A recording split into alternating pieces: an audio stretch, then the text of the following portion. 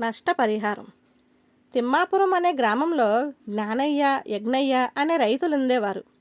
జ్ఞానయ్యకు గ్రామానికి తూర్పు వైపున, యజ్ఞయ్యకు పడమటి వైపున చిన్న మామిడి తోటలుండేవి.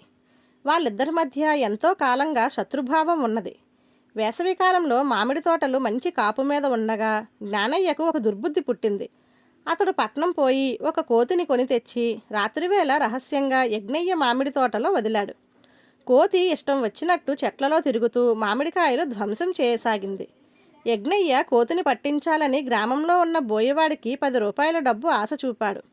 అతడు వలలు వేసి బోనులు పెట్టి కోతిని పట్టలేక కావాలంటే బాణంతో కొట్టి చంపుతానన్నాడు. ఒరే, కోతిని చంపడం మహాపాపం. దీన్ని ఇక్కడికి పంపకం చేసినవాడు జ్ఞానయ్య, సందేహమే లేదు.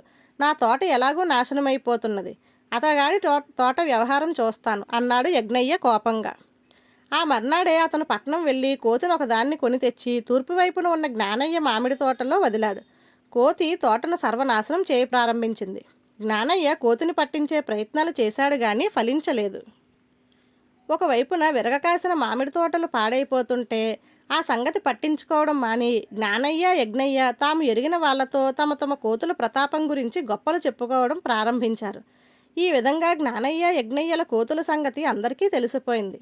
అయితే ఎవరూ ఊహించిన విధంగా 4-5 వారాల తరువాత ఒక పెద్ద ఉపద్రవం వచ్చి పడింది. జ్ఞానయ్య, యజ్ఞయ్యల తోటల్లోని మామిడికాయలను నేలపాలు చేసిన తరువాత కోతులు 2 కొంత దూరంలో ఉన్న ఇతర రైతుల తోటల మీదకి వెళ్ళి పడినాయి.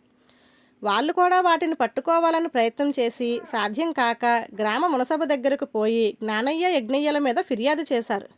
మునసబు వాళ్ళిద్దరినీ పిలిపించి సంగతి చెప్పి, మీ ఇద్దరి తగాదా కారణంగా గ్రామంలో మామిడి తోటలన్నీ నాశనం అయిపోతున్నవి. మీ కోతుల వల్ల నష్టపోయిన రైతులకు నష్టపరిహారం ఇచ్చుకోవాలి అన్నాడు. జ్ఞానయ్య, యజ్ఞయ్యలు తాము ఎంత నష్టపడింది మునసబుకు చెప్పడమే కాక కోతులను పట్టుకునేందుకు తాము చేసిన ప్రయత్నాలను గురించి వివరించారు. మునసబు వాళ్ళ మాటలకు అవునంటూ తల ఊపి, ఈ గ్రామానికి వాటిని పనిగట్టుకు తెచ్చిన వాళ్ళు మీరు. అందువల్ల వాటి కారణంగా నష్టపోయిన రైతులకు మీరు పరిహారం ఇచ్చుకోవలసిందే. పోతే ఆ కోతులను పట్టేందుకు మీరు పట్నం పోయి వాటిని ఎవరి దగ్గర కొన్నారో వాళ్ళని తీసుకురండి. దానికయ్యే డబ్బు ఖర్చంతా మీదే. ఇదంతా 1-2 రోజుల్లో జరిగిపోవాలి. ఆలస్యం అయిందో మీరు చెల్లించవలసిన నష్టపరిహారం 2 అవుతుంది అన్నాడు. జ్ఞానయ్య, యజ్ఞయ్యలు మారు మాట్లాడకుండా ఎంతో ఆప్తమిత్రుల్లాగా కోతులను పట్టేవాళ్ళని తెచ్చేందుకు పట్నం కేసి బయలుదేరారు. ధన్యవాదాలు.